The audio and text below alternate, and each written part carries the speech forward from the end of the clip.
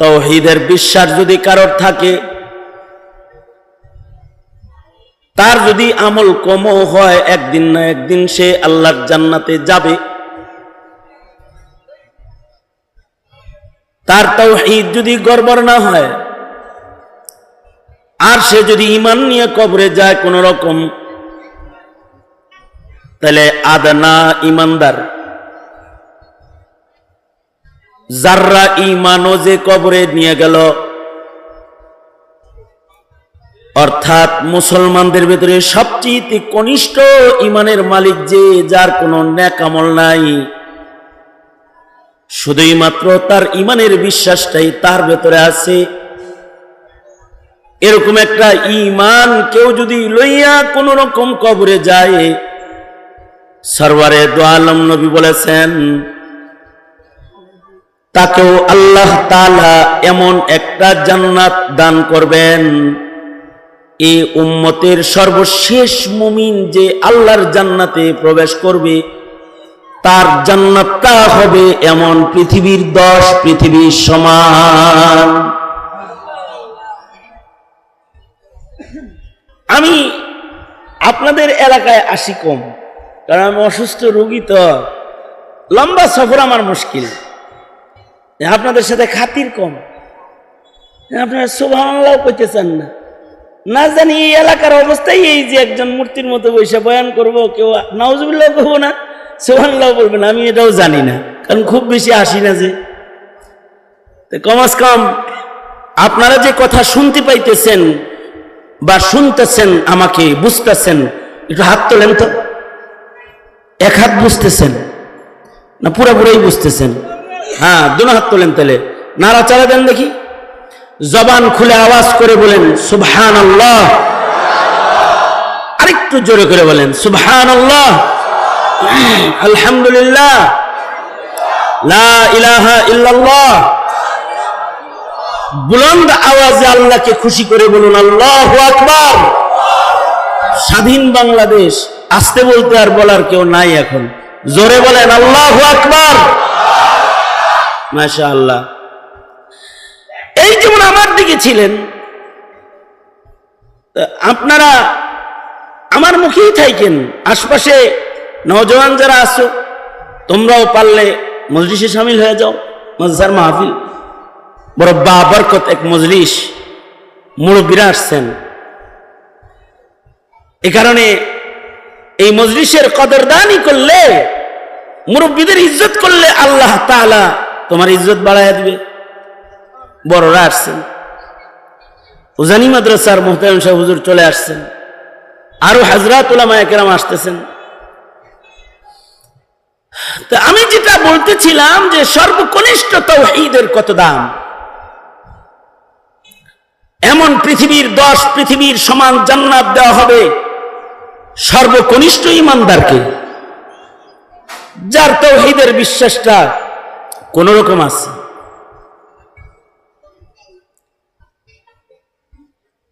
তাওহীদ অনেক মূল্যবান জিনিস।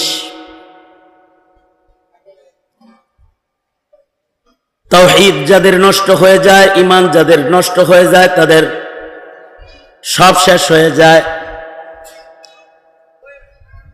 এ কারণে ঈমানের শিক্ষার চাইতে দামি শিক্ষা, তাওহীদের শিক্ষার চাইতে দামি শিক্ষা আর নাই। সবচেয়ে দামি শিক্ষা হলো তাওহীদের শিক্ষা।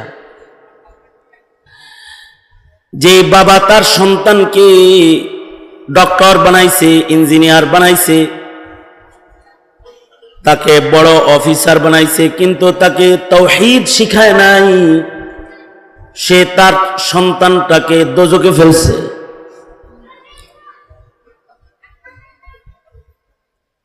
সে তার সন্তানকে জাহান্নামের আগুনে নিক্ষেপ করেছে। এ কারণে অভিভাবকের জিম্মা হলো সন্তানকে ঈমান শিক্ষা দেওয়া, তাওহীদ শিক্ষা দেওয়া। কারণ তাওহীদ ছাড়া, ঈমান ছাড়া জান্নাতে যাওয়ার কোনো উপায় নাই। উলামায়ে কেরামের নসিহত অথবা দাওয়াত ও তাবলীগ অথবা পীর সাহেবের খানকাহ এখানে এক নম্বর কাজ হলো তাওহীদ। পীরের খানকায় গেলে পীর সাহেব আগে তাওহীদ শেখায়, তবলিগে গেলে 6 উসুলের 1 নম্বর ঈমান শিখায়, তাওহীদ শিখায়। মাদ্রাসায় আসলেও 1 নম্বর নুরানিতে তাকে কালিমা শিখায়, ঈমান শিখায়, তাওহীদ শিখায়। আলেমরা যখন আপনাদের সামনে কথা বলে তখন ঈমানের কথাই বলে, তাওহীদের কথাই বলে। তাওহীদ আর ঈমান একাত্মবাদকে যারা মানে না তাদের এগুলো ভাল লাগে না, তাদের মৌলবীদের কথাও পছন্দ হয় না।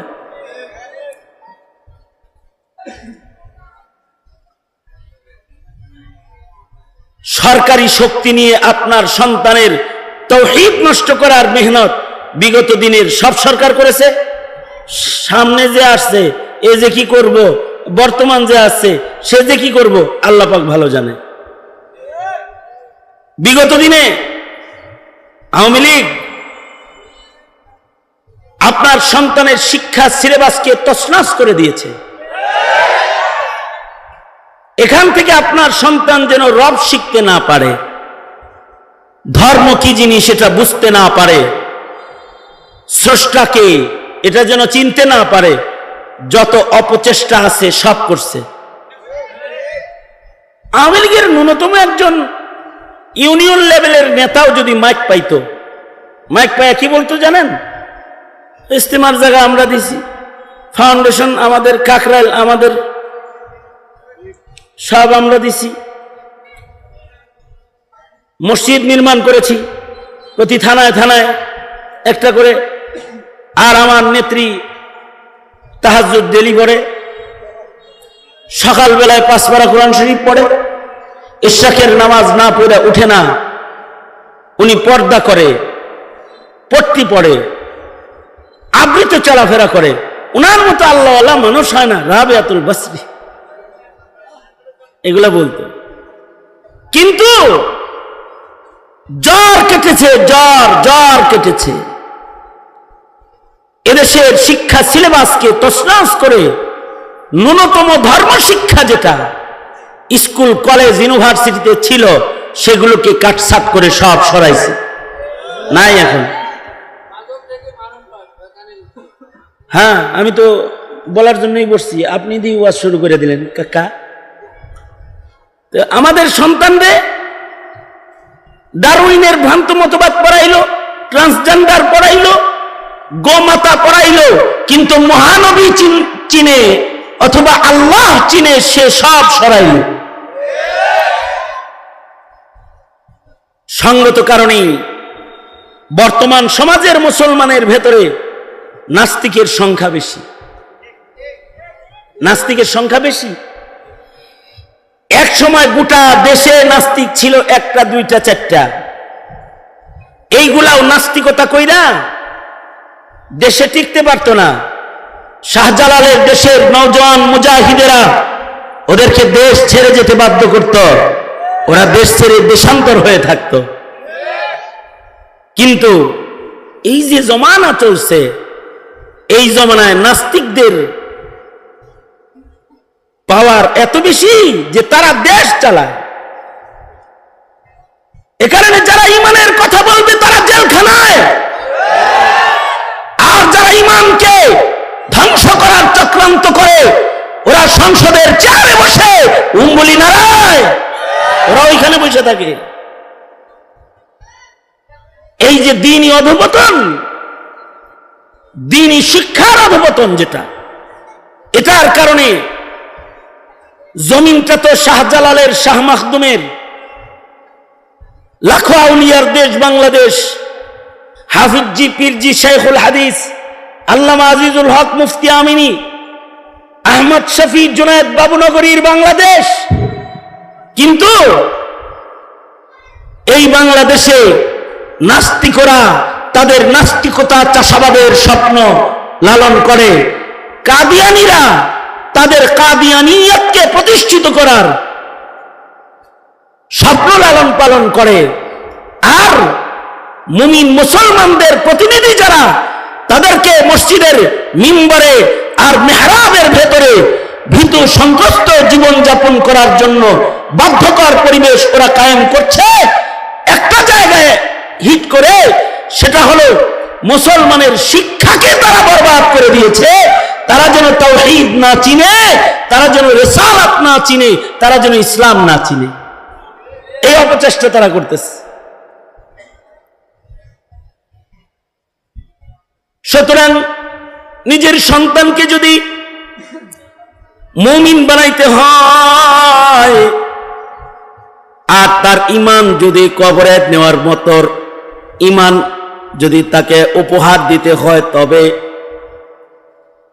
এক নাম্বার কাজ হলো নবীরা যে তাওহীদের বার্তা নিয়ে আগমন করেছেন, সন্তানকে ওই তাওহীদ শিক্ষা দেওয়া। যে কোনো কাজে, যে কোনো আমলে, যে কোনো সময়ে সব কিছু তার রব স্মরণ করায় দেওয়া। খানা খাওয়াইতেছে, বলানো বলো বিসমিল্লাহ। তোমার কিছু লাগবে তো তাওহীদ শিখো। বাচ্চা খাবার চায় তো কয় আল্লাহর কাছে চাও, নামাজ পড়ো, দোয়া করো। এরপরে মা খানা নিয়ে দিয়া কয় বলো কে দিল খানা? আল্লাহ দিছে। এভাবে তাওহীদ শিখাইছে। আর ব্রাক আশা এসে শিক্ষা চালু করেছে আমাদের কচি কচি মুসলিম ঘরের বাচ্চাদেরকে। ওরা চকলেট দিয়ে বলে, বলো তো চকলেট কে দিছে? আল্লাহ দিছে না আপা দিছে? বলো আপা দিছে। কে দিছে? আমি দিলাম। বলো আপা দিছে। তার মানে একেবারে বীজ থেকে, জড় থেকে তাওহীদ নষ্ট করার চক্রান্তে ওরা লেগেছে। আপনাকে সচেষ্ট হতে হবে তাওহীদ রক্ষা করার, সন্তানের তাওহীদ যেন নষ্ট না হয়ে যায়। আমাদের আকাবিররা, যেমন এখনকার প্রাণীবিজ্ঞান, এই জমানার প্রাণীবিজ্ঞান পড়লে তাওহীদ নষ্ট হবে, আল্লাহ বিশ্বাস নষ্ট হবে। ওই যে নিজেরে আল্লাহর বান্দা মনে না করে মনে করবে আমি বান্দরের বাচ্চা, ডারউইন।